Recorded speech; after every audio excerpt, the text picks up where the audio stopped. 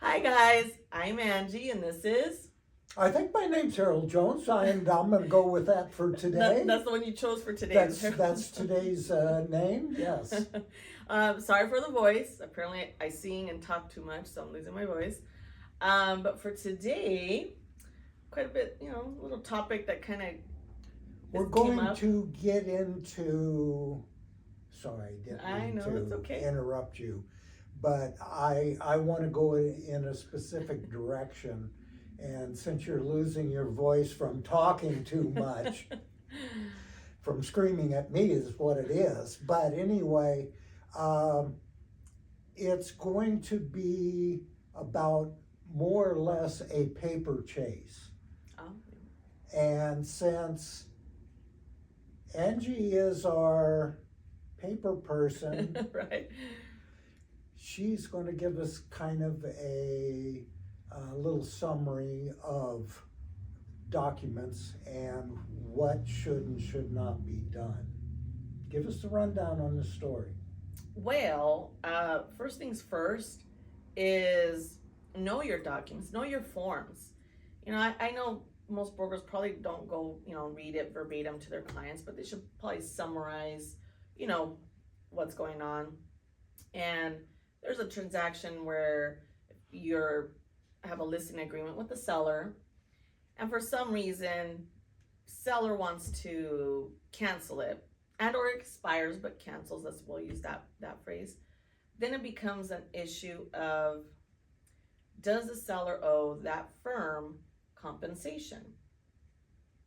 And or is the seller even aware that they would have to owe that firm compensation in the event that that seller goes to another firm, brings in a buyer that maybe looked at it previously, and sellers are probably not aware of that.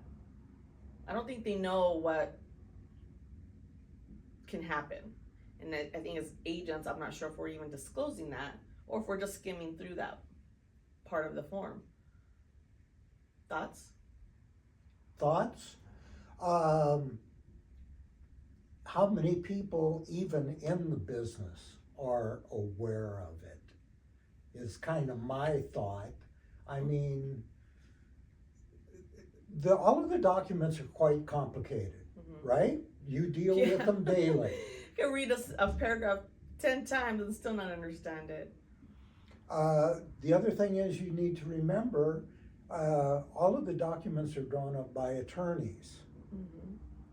So, and I totally agree with Angie, your agent should be able to explain, summarize, give you the high points of what all of the documents are that you're signing. And for the life of me, I don't understand why agents and sellers or buyers don't take a breath, sit down, and try to understand what they're signing, what the ramifications are, what the options are. Yeah. And we're all in such a rush to get to the next step. I think we overlook a lot of things, and as a vast majority of the time, everything works out. But what happens when that once it doesn't? Yeah, I mean, there's a lot of issues that can happen. It could be maybe, unforeseen issues from the seller, so they have to cancel the listing. But if the listing agent, let's say spend a lot of money preparing photos, staging, was that conversation had with the seller that in the event you cancel, I want to be reimbursed? I mean, I don't know if that's common practice, if you get reimbursed, because ultimately you go into this thinking you're gonna get a purchase and sell, and you kind of get the money back when you get your check in hand. But if it cancels and or expires, is there a conversation with the listing agent and the seller saying, is there any reimbursement, or does the listing agent say, well, that's part of the business? And what we have found out is if you do Expiration kind of takes care of itself, but if cancellation, there's a proper way to do it. That's not a simple process of, no, just that's it, cancel it. No, that doesn't take care of all of it. There's a proper form, paperwork. Oh, we just love paperwork. There's 2 forms that when you do a cancellation have to be Yes. signed. To do it properly. Correct. We can do anything and do a hip shot Yeah. and hope for the best. There's also a proper way to do it. Get all of that understood. Have your agent explain all that to you. Have an agent who can explain all of that to you. Yes, we know it's boring and it's not a lot of fun and there's not a lot of excitement, but to be very truthful, in this process, we don't want excitement. Well, if you think about it, it's kind of like in a different scenario. If you get into something, your first thing is, well, what's our cancellation policy? You know, let's say you get a cell phone, you get a satellite service. You always ask, well, what's the cancellation policy? So, I mean, that kind of should be the same thought process as listing agreement. Well, okay, if I cancel, what's the cancellation policy? I mean, that's the kind of question to have. Anytime you're signing any kind of contract, you want to know all of the ins and outs. Yep.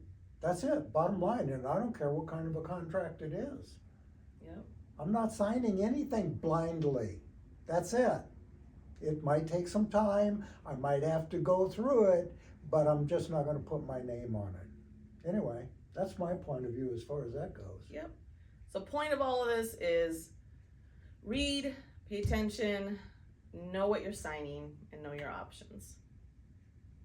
And if you'd like any more information on that topic, or want to be curious on the forms that Harold's talking about, you can reach out to Harold. Put his contact information here.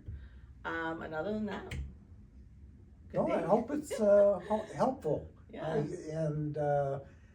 Yes, all of this does come into play. That's Okay. it. All right, bye, you guys. Bye.